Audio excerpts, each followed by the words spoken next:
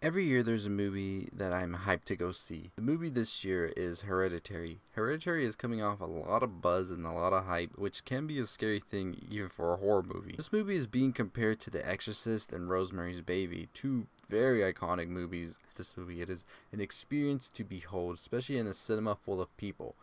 Anyways, let's talk about that wild ending. Before we can get into anything, a quick rundown about what this movie and what happens.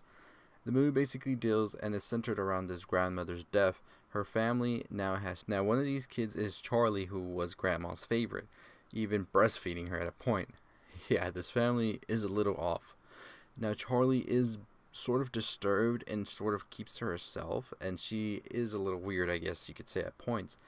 That is there, and he sort of acts as the viewer, just taking everything into account, putting his 2 cents into some of the stuff we see, but besides the point, that's all he does. Front and center is Annie, who is pretty much losing it at this point, and it seems that Annie was never really centered around the trailer dies halfway, and that's something that took me by surprise, took audience members by surprise, especially because she got her freaking head decapitated. And that was just like, what the fuck? I'm serious. Somebody screamed in my theater. That's how insane that was. And then we later see the Fae tells her about making a seance or ritual, and this ritual would have her be able to speak to Charlie's spirit.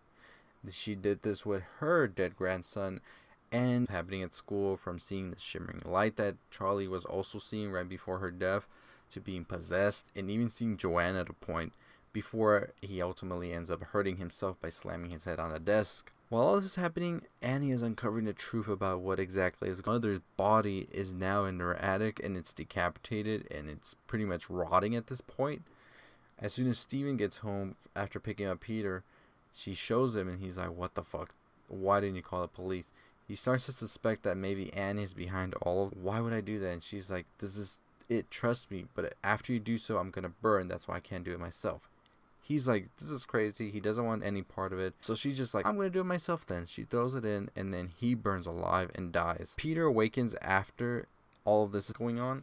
Before we can even comprehend what's going on, we hear this really like nerve-wracking noise that gets under your skin, and it's Annie seesawing her head off before Peter sees a group of dead bodies just watching him and her do this, and he just see a group of naked worshippers there, and they're worshipping a dummy with Charlie's severed, rotting head. It gets creepier, trust me, because Charlie, and then everybody hails Payman. End of movie. What the fuck just happened, and where's the nearest priest? Are your first thoughts after watching this movie? As we said, the grandmother was into some occult shit, and she was going to do this ritual with her for a long time. As Annie points out, she had a brother who committed suicide because he said he heard voices in his head. This could mean the grandmother was trying to use him as a host first. And for a fact, we know that the grandmother knew of all this was going to happen because one of the no sacrifices. And so I believe that Charlie was always meant to host Payman's soul until they were able to find another male that would be able to host the soul. Photos in that wedding dress being showered in gold coins. So I think she was ritualistically married to this sort of whatever it is you want to call it. And I think that this is why she was so keen on finding it the host. And I think she was the only one that would be able to. It was no accident. I think all of that was set in motion after the grandmother died, and the group really wanted it all to happen.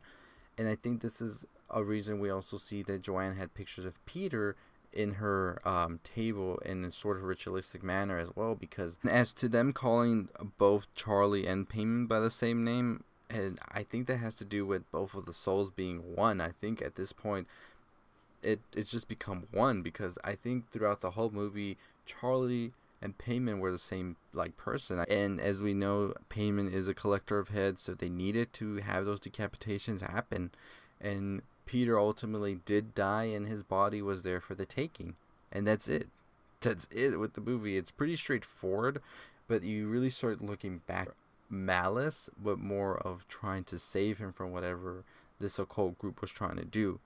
And I think this is the reason it happened with her sleepwalking, because we could actually discuss this movie for a while and we still can't get nowhere. But anyways, as always, if you haven't already subscribed, go ahead and hit that subscribe button, go ahead and hit that like button, go ahead and share all that good stuff. As always, I'll see you next time. Stay positive.